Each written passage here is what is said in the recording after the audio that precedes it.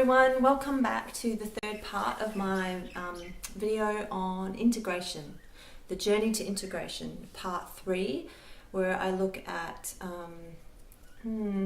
spiritual rewards, I guess. I haven't thought of the title for it yet. I'll see how we go, but yeah, I wanted to take us to the end of the journey, or as you know, there isn't really ever an end, but an end for the moment, which would be what you could expect when you've done this work. I kind of left off in part 2 looking at lots of different tools that you could use to make friends with and validate and accept these parts, whatever you call them, whether they're inner children, whether you associate them with just sort of certain moods or emotions, or whether you've given them names. It doesn't really matter. It's recognizing the division within, and that there's some aspects want something and some aspects wants another, and you have lots of different points of view about all sorts of topics and things that are going on in your life. So that what we would call multiplicity, recognizing that is the normal personality for all of us. It's just that for those of us who are ready to do this integration work, becoming aware of that can cause all sorts of mayhem for a while as we try to integrate. And really the word integrate, some other words you could use for that would be, at its most functional, it's like owning that energy. So whereas before it was disowned and you were pushing it away and you didn't want it, or someone else didn't want it, when you were growing up, now you didn't want it, you came to, embody that criticism and that judgment of yourself. So now, as you develop and you do this work, what starts to happen is you start to own it again. You start to accept, right, I feel this way, I have these conflicts. I have a vicious inner critic, for example, or I have a very wounded, vulnerable part of mine that comes out, and, I kind of do stuff that I'm a bit ashamed of when I'm in that state, but I accept that. So hopefully that work in part 2 will have taken you to that acceptance level. Not saying that my video will give you all the answers you need, but hopefully it inspired you if you're at the start of this work, or it validated you if you're in the middle of the work. And you're owning these aspects. But one thing I didn't talk about too much was feeling the emotions that the parts carry. So part of integrating is to start to become, I guess what you're doing is you're sort of forming a central self, if you like, you could call it pure awareness, because at its essence it would be pure awareness, but you might use words like, for a while I called this part wise Louisa, because she felt like the highest aspect of myself that I could conjure, the one that had the most wisdom, the most love, the most compassion. In schema therapy it's called healthy adult, so that might be a term that appeals to you. Whatever you call it, it's a part that you're trying to kind of create as a leader of the whole system, if you like. A part that you recognize when you're functioning in that part's consciousness, you're making wise decisions, and your life is on track and you're feeling good. So with this work, as you become aware of the different parts and hopefully the emotions that those parts are holding, so for some of those parts might be very, very angry, might be holding your anger, other parts might be holding your grief. What you want to do is cultivate a situation where your healthy adult, or wise Louisa, or your highest aspect can actually feel that emotion for those parts without the need to kind of switch into that consciousness. So, like a sort of a everyday example might be somebody who represses their fun side because they're so busy working all week, workaholic, and then goes out to a party and turns into this biggest joker, yahoo, having a great time, party animal. Now that's all fine, but what if there was an imbalance there where the workaholic side of the personality was like cringing at the party animal's behavior, and you know, you wake up the next morning with a great big hangover, and it's very much out of control. It's like not balanced and integrated, and you feel ashamed, and you reject this side of yourself, this fun-loving side. So integration would mean to own that energy and to be able to feel at any time the fun without it becoming self-destructive. Because usually what happens, if the emotions are parceled out to different parts for them to feel, it will become likely destructive. So, you know, in my case, I had a 12-year-old part which was holding the anger for me. I really struggled to be angry my whole life. I was taught that it was a very bad thing. I think I've mentioned it perhaps in the first part of the series. So anger I just didn't do anger. I didn't know how to do it. And I would get quite anxious if anyone ever tried to violate my boundaries. I wouldn't get angry with them. I'd just get anxious. And really felt unable to stand up for myself or say what I really truly thought, or, you know, be in a confrontation with people. So as a result, I had this part which I felt was about 12 years old, and that's the part that I mentioned in the last video, Laura, and she got angry. She was able to get angry, real angry. She could slam doors, she could self-harm, she could yell at people, and it was really quite liberating to go into Laura's consciousness, and without the constrictions of the Louisa personality, which, you know, where anger wasn't okay, and to kind of switch into Laura mode and feel that anger. And as I developed my co-consciousness and was able to witness Laura's behavior and see what she was doing, gradually the two of us merged, in a sense, so that I would pick up my anger, like I would pick up the trigger, a trigger that had, you know, where something had happened that had caused me to feel angry. I would feel, so I'd pick up the trigger, I'd feel the anger, and then before I slipped into a Laura consciousness, I could actually just sit with that anger. I could hold it myself and relieve this part of having to hold the burden of such a full-on emotion, you know, like my anger goes all the way back to rage, like core rage, and lots of us are carrying that kind of rage. So yeah, gradually I was able to feel the emotions on behalf of the parts, which meant that they were freed to just be on the periphery and to kind of be like a voice in my mind, or, you know, sharing their thoughts with me, or in the best case scenario, kind of having fun, you know, like that, transforming that 12-year-old energy into, you know, playful energy, which it should be at its essence, you know, exploring, curious in life, as I talked about in part 2. Yeah, so integration is very much about that. It's about actually being able to feel the feelings yourself and sit with those feelings and manage things without, you know, unconsciously slipping into different parts, which, as I said before, can be quite a self-destructive way of living. So I wanted to show you a couple of pictures which I thought might describe integration to you. So the first one.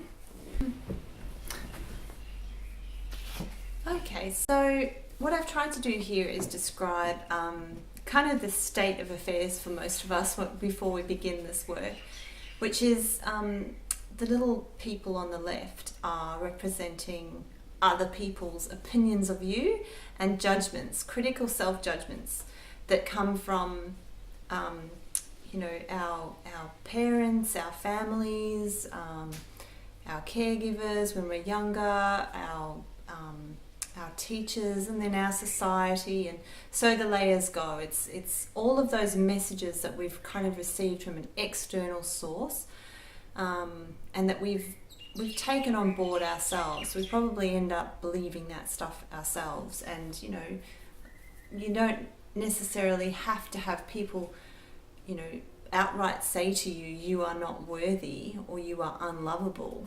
But even if you grow up in a household where you pick up subtle messages about that, you will still take on that that understanding. So yeah, look, I wrote this for my own personal, beliefs. So originally there were some beliefs that other people had of me that I wrote in there, like such as not good enough, failure, you need to change, mentally ill, your truth isn't true, you must be loyal, you can't criticize us, your illness is your fault, you are delusional, too emotional, oversensitive. So originally for me, all that black negative criticism and judgment, that was what was in my head. That's what we would call core beliefs in my head. And even though I wasn't really conscious of them, if I really stopped to listen, which eventually I did because I got so unwell that I was forced to do this work, if I really stopped to listen, I would hear that. That was what was the backdrop, the noise, the channel I was tuned into. And so it is for so many of us, living really a painful existence in a lot of ways, because no matter how good things are on the surface, can we really enjoy them when we have that kind of toxic soup inside our minds, regurgitating, constantly criticizing us and judging us. Now the sun up the top there, I called it the universe's view of me. And the universe, this is going to be different for everybody. And that's why I described at the start of this video that this is going to be a journey now into the spiritual aspects of this healing that is possible. Because you can use a lot of different words here. The universe is a kind of colloquial, well-known New Age word now that loads of people are using. I quite like the word source. I use source quite often. It feels like a nice word because it's where we came from, it's our source.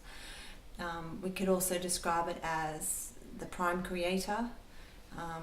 People of religious backgrounds will likely call it God. I do prefer the term Mother, Father, God to depict the unification of the female and male genders, because of course God is not a male. Nor is God female. God is the unified polarity of those two principles, the male and the female principle. So you can call it that, Mother, Father, God, or God, if you like that term. Really, the important thing is that it resonates with you and you understand what that means. The ultimate divinity, or also the source of our life force. Where this magic called life comes from is that source. So that perspective is one of absolute unconditional love and bliss and compassion and joy, all of the highest qualities we can imagine and we get to taste sometimes in our earthly existence. And sometimes we get to taste them a lot because we've done a lot of work with this stuff. There are human beings that are in states of abiding bliss and love, and we call them enlightened when they get to that point. These beings have connected literally to source. They have found a way to integrate themselves in the earthly plane and connect to source's infinite capacity to love and give to us. So, this again, I realize that this is going to be, I'm speaking to a very broad audience and we all have quite different understandings of what spirituality is. So I just trust that you will translate what I'm saying, the words I'm using, into your own language that speaks and feels true for you. So what I wrote up here in the top there was the universe's view of me, and some of the things that I believed at the time were how the universe saw me. So I wrote, all beings are blessed and divine. There is no right or wrong. We're all doing our best. We're all perfect. We are beautiful. We are loved. We are one. And all truths are valid. So it's as if in this drawing, those values and qualities of the universe are shining down on us all the time, just like our sun shines down on us all the time. But whether we can access those truths and, feel the warmth, just like feeling the warmth of the sun on our skin and the energy that the sun gives us, the prana, the life force, will depend on what's in the way.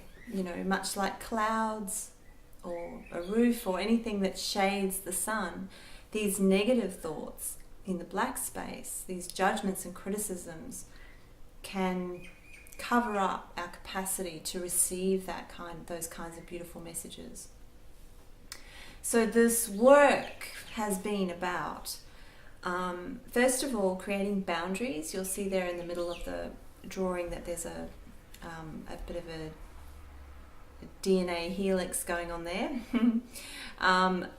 that expresses boundaries. So a screen or a filter that I put up deliberately to stop other people's criticisms and judgments of me, which gave me then the space to recalibrate all of these core beliefs, to eke out all of this black dark stuff, not by running away from it, denying it, pretending it wasn't there, but actually by owning it, by doing this integration work, by meeting it face to face, confronting all of these, what felt like truth, and exposing those truths to my awareness. And that might not seem like it would do anything, but actually our awareness is our connection to source and is love. And when we can cultivate pure awareness, neutral awareness, non-judgmental awareness, we're bringing a source perspective to our negative emotions, to our flaws, our fears, to anything that troubles us. And it's almost like, it's just like putting light onto something that was once in shadow. So our awareness is the light, and that light is going to dissolve the darkness, if you like. So I don't feel like I got rid of the negative core beliefs in so much as I dissolved them through the awareness that was pure, the awareness that came directly from source, but you could also call it as coming from your heart, if that feels like a better match for you, because really it's the same thing. Our heart is our connection to source. It's actually the pivot point between source and our earthly existence is our heart. It's what radiates out our divine life force when we're connected to that, and what leads us in our truest direction. So the heart is so important, and if you can maybe think of, it might help to think of it rather as your heart, the heart, seeing with the heart, seeing yourself with your heart. So that was the journey, and the head, which is on the right there, is the new core beliefs that I gradually, slowly, over time, lots and lots and lots of work to cultivate new beliefs, which were needs are okay, feelings are okay, I am worthy, I am lovable, I am okay, I am perfect as I am the best I can be, I'm acceptable, I'm special. So, wouldn't it be lovely if you felt that way? And, if someone had showed this to me 7 years ago, I wouldn't have thought it was possible to go from feeling not good enough and a failure and hating myself, as I used to do, to embodying these qualities on the right with such conviction that it's almost like, it's like a complete personality upgrade, if you like. It's really about becoming whole and integrated. And again, it isn't negating the shadow. It isn't saying that stuff doesn't still come into my awareness and existence. And occasionally I will get, some self-critical thoughts, but I've cultivated a state of self-love that is very quickly dissolves those thoughts and feelings. And this is the beginning of the spiritual journey, the true connection to source, because we can't expect to be connected to source if we haven't come to integrate all shadow aspects of ourselves. It's the first stage, is self-love before God love or source love or universal love. We can try, and we will, and that's okay. Like if you're finding that you're watching this and you're thinking, oh my God, I'm so far behind, I'm full of self-loathing and I can't stand myself, and I'm a miserable wreck. Well, like I said, that was me 7 years ago, and that's not really that long a time in life. Like I think if you work at this stuff with a sincere heart, and it's a real driving intention, a determination, you can do this work fairly quickly.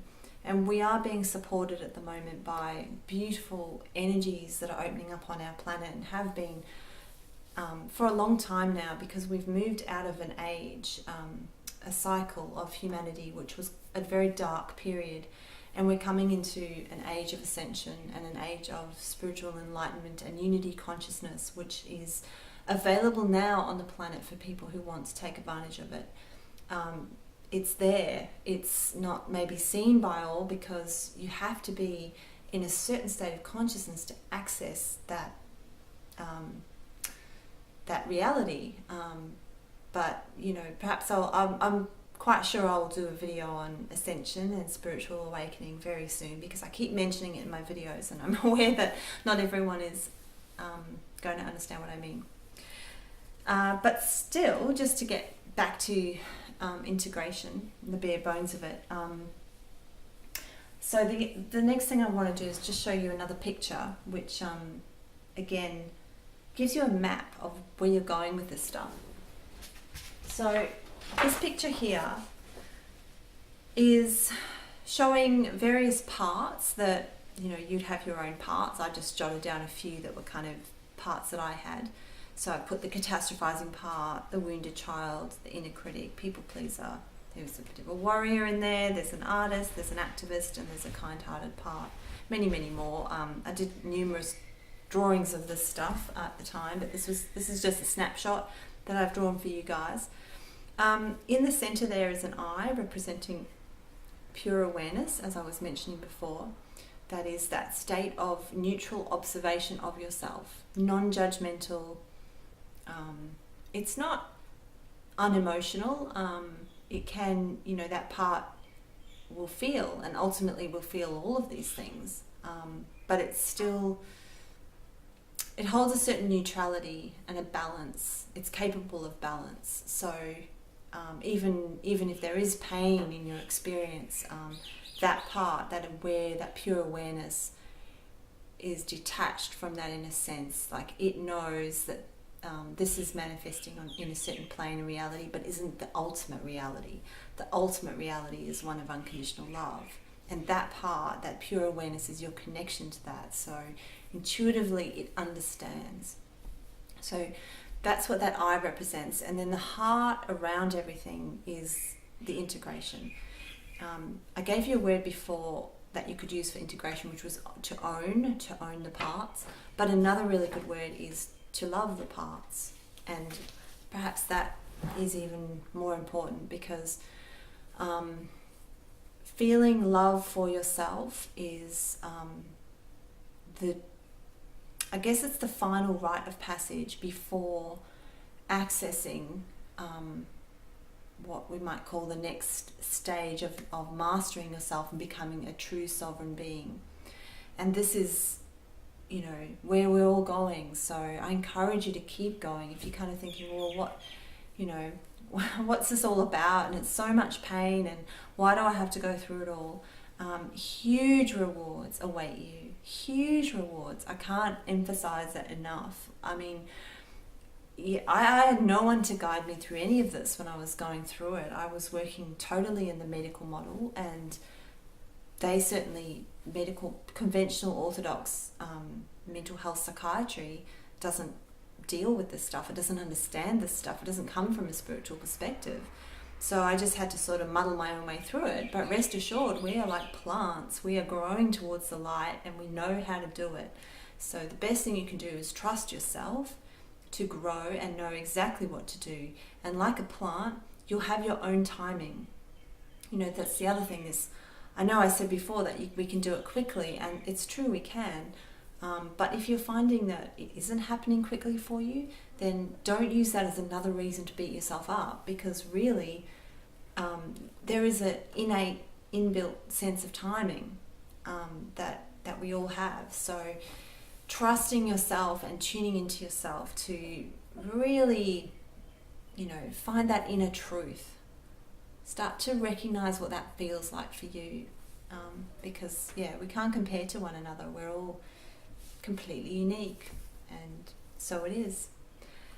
So loving the self, that's the kind of beautiful end point to your own personal integration. If you can get to that point where I love myself when ... and it doesn't matter what, fill in the blank. I love myself when I have, I don't know, exploded at the neighbour because they parked their car in my driveway, you know, something horrible that maybe you don't want to do. Or I love myself when I drink, I don't know, whatever it is for you, the self-destructive behaviour. Even then, if you can love yourself then, when you're at your worst, then you know you've integrated, right? And I know, it seems like a big deal. It seems like a really hard thing to do. And we kind of, like, there's this logic inside us that goes, if I love myself when I'm at my worst, then I'm just going to be encouraging myself to be awful all the time. Yeah? And, well, I don't know if that maybe is true for some people, but certainly not the case for me. I think beating ourselves up about our so-called bad behaviour is the thing that actually causes it more. This idea of what we resist persists.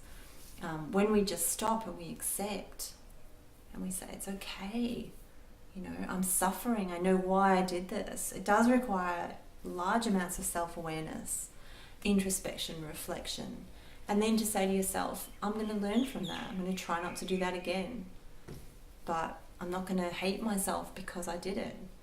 And so self-forgiveness might even be, you know, a prior step for you before self-love, because some of us live with huge regrets over things that we've done in our lives. And, you know, that guilt is another kind of anchor, something really weighing us down from being liberated. It's, anchor's even the wrong word, maybe shackle, you know, carting around this guilt wherever we're going. So, yeah, if that's ringing true for you, then, you know, spend some time thinking about those things that you've probably been running from your whole life, thinking about how you can make amends for that, whether it's in real life or it's just in your heart. How can you forgive yourself? How can you set yourself free? Because that is the eyes of Source. That is seeing yourself with the eyes of Source. So the closer you get to self-love, self-forgiveness, self-compassion, the closer you are getting to God, to Mother, Father, God, to Divine Source, to divinity itself. And then something really magical happens. So this drawing here is kind of like zooming out from that original drawing that I showed you with all the parts and the eye. This is now zooming out, and what you find is that you as an integrated whole, represented here by the heart, is an aspect of a much higher group of energy complexes, beings, your soul family.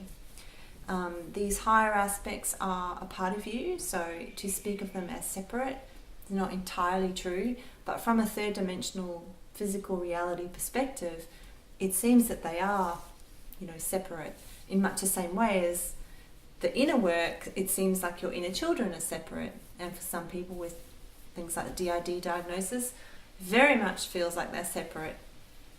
But in truth, all of those parts are you. They're just fragmented, and it's exactly the same I guess as above, so below. It's the same above. It's not really above, but it's more about expansion, which I've tried to depict in this drawing. It's like the next level out. Is, you know, you've integrated your personality on this, in this reality, and then you are now ready to be reunited with your soul family, your soul aspects. And this journey will take you into some quite amazing places. I said earlier, when I was talking about the source's perspective, the universe's view of me in that drawing, that I believe that all beings are blessed and divine. I believe that there is no right or wrong.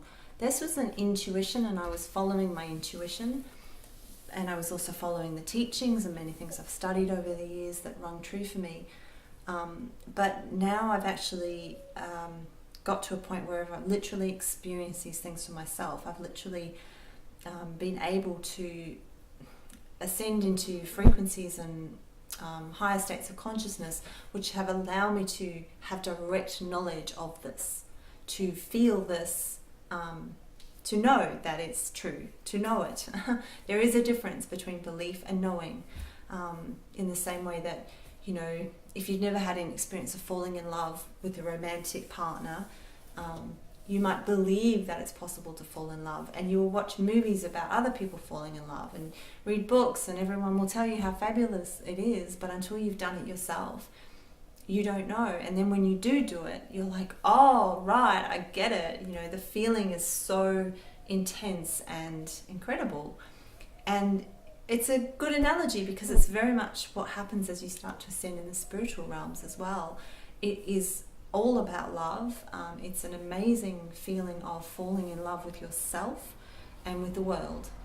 And those two things are not separate, you know, because at that level of consciousness, all is one, and there's an actual visceral experience of that awaits you if you're not there already. Some people watching this will be experiencing this, because right now on our planet we are at an unprecedented time in history where this kind of inner ascension and connecting to source is now possible without years and years of yogic practice or you know, austere sort of disciplines that perhaps people used to have to do in the past.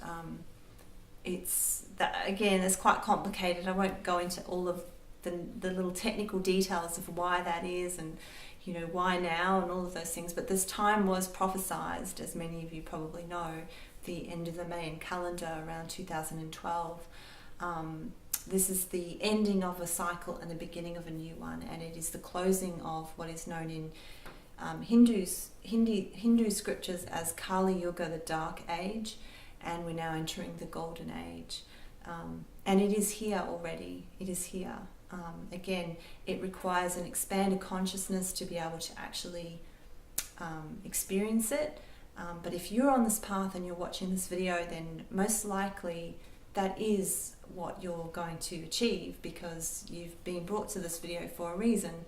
And I encourage you, if this is your first inkling of this kind of spiritual awakening that's possible for you right now, to, you know, go in that direction, follow, have another look around on YouTube. There are so many teachers now sharing their own experiences and guiding and teaching people on this path, because it's so vital at this time in our planet's history for us to do this work.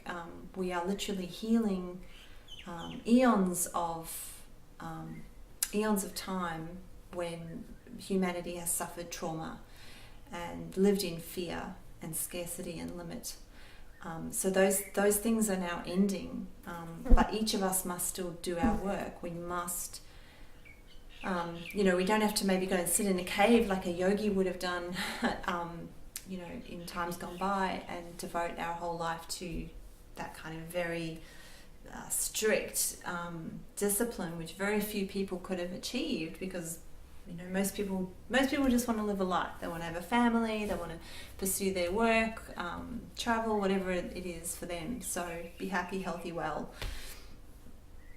Now it is possible for us to do it, but we still need to do some work, and the primary work we need to do is integration.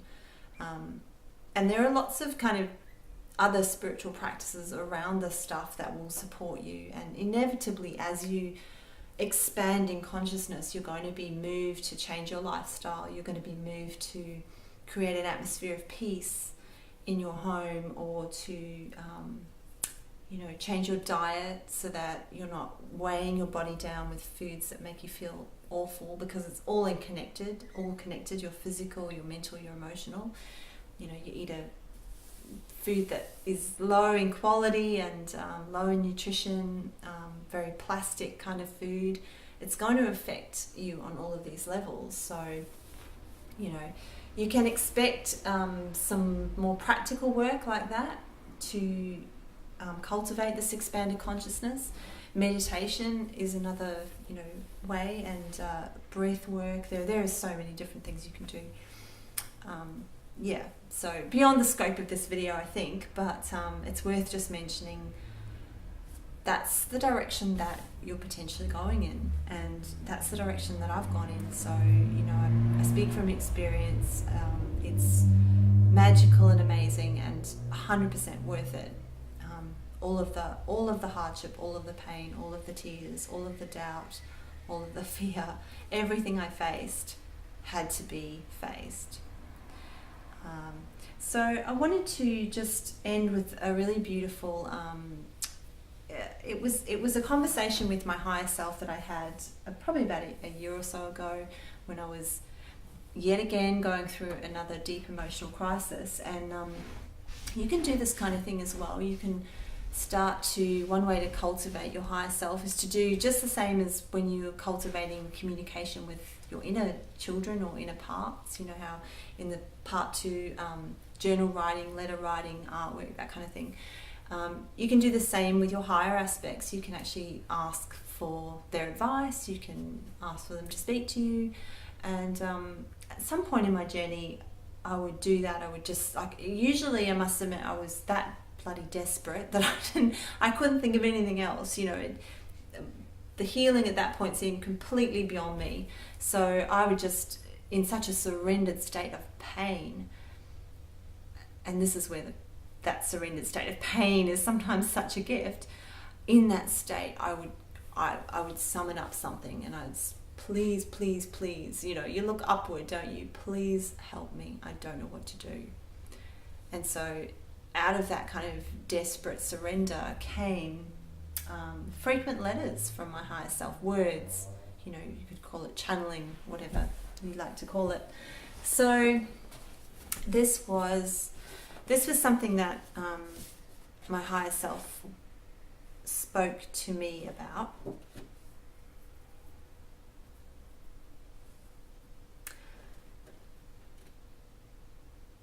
Okay, so why I was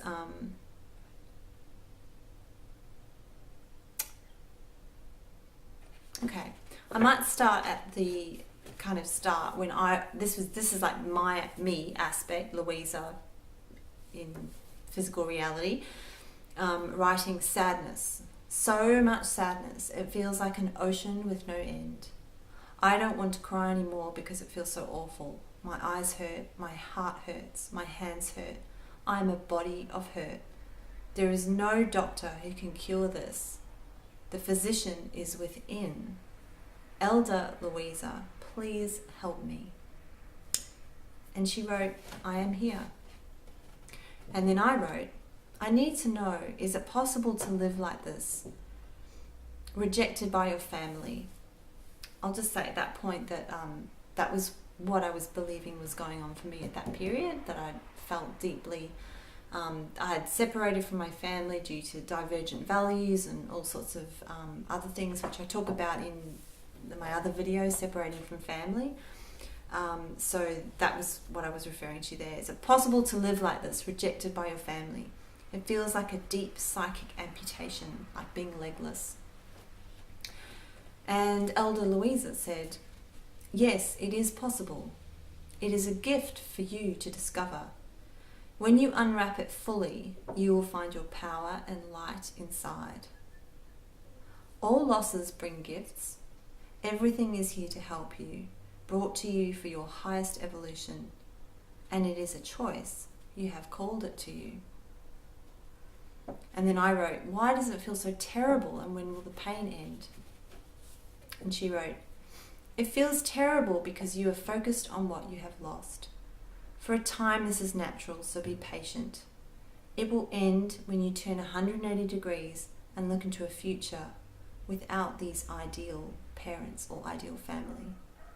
When you say to yourself, I am all I need, I can follow my own happiness without anybody's permission.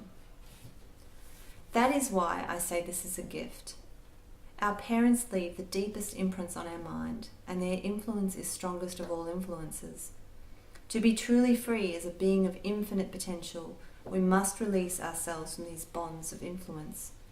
Having a less than ideal relationship with your parents allows you, or brings you to, that choice.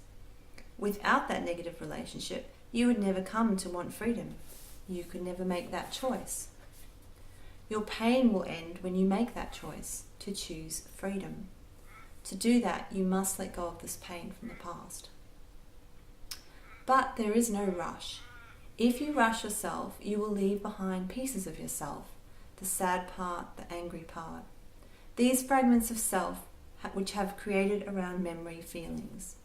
They must each be picked up and integrated. To do that, you cannot ignore them. Your being was shattered early in life, like everybody's beings. To become whole, we must put ourselves back together again, piece by piece. Love each piece. That is the way to heal. Yeah, so I really like that message, and when these messages come from the higher self aspect, they hold a kind of authority which I think a lot of us don't give ourselves credit for. Like when we have a thought about, what is true for us or what is wise, very often we kind of don't believe it. Like we just sort of automatically push it away. We assume that wiser, better people out there must know a bigger, wiser truth. But really, this journey is going to take you so deep inside yourself that you'll come to realize that you are the sovereign master of your experiences, that you are the divine creator of your own life, and that you have as much power and infinite potential as you could ever want. The illusion and deception that you don't, that you're powerless, that you're a victim, that you have no choice is based on a mass manipulation that's been going on this planet for eons. So don't fear, don't beat yourself up if that's how you're feeling, because it's actually a programming that we're all pushing through as part of this greater ascension. Very exciting times, guys, really exciting times. I so encourage you, if you're new to this and what I've described in this last video particularly has sparked something within you, please follow that and investigate it and open yourself up to the possibility that everything you've ever known is false and magic exists, that we are way more powerful than anything beyond our dreams, and we're actually capable of the beautiful unconditional love, the non-judgmental compassion that each of us has been craving our whole lives. All those things that you want and desire deeply, truly within your bones is something that is waiting for you there and is to be found within. So I hope that was answering some of your questions, or at least showing you the arc. It's as big a encapsulation of the journey that I can make at this present time in my own awakening and where I've been. I guess you can only really teach what you know, and there are many, many teachers who know a lot more than me. So yeah, some of them, I might post a few links just down the bottom of this video, with a few different, spiritual teachers that are available on the internet that I can definitely recommend. There's thousands out there probably, and really you've just got to try a few, see if you resonate, see if what they're saying rings true for you, because as I said, we're all at different levels, we're all at different places, and that's exactly perfect. It's exactly where it's meant to be. So, you know, if you don't understand something, it doesn't mean it's not true. It maybe just means that it's not a fit for you, and that's completely okay. You know, we're living at a time when all truths are valid. In a way, all truths are, because it just depends on the perspective that you're coming from when you view that wisdom or thought or knowledge that you hold. So yeah, this is the time of multiplicity. It's the time to become a multidimensional being, and that is to experience reality from multiple dimensions, multiple realities, multiple truths, multiple aspects, multiple perspectives. And that is what you're learning to do through this process of integration. So I wish you all the very best on that journey, and I do hope that you reap the rewards sooner rather than later, but if later, then that's okay, meant to be. Trust yourself, take your time, and be very patient and loving and kind with yourself, no matter what. So I just want to thank you very much for watching, and my final, I guess, blessing is, may all beings be free. May all beings experience what true liberty is, and find their way to divine source and their own internal life force. So yeah, blessings, and I'll be back soon, hopefully with another video.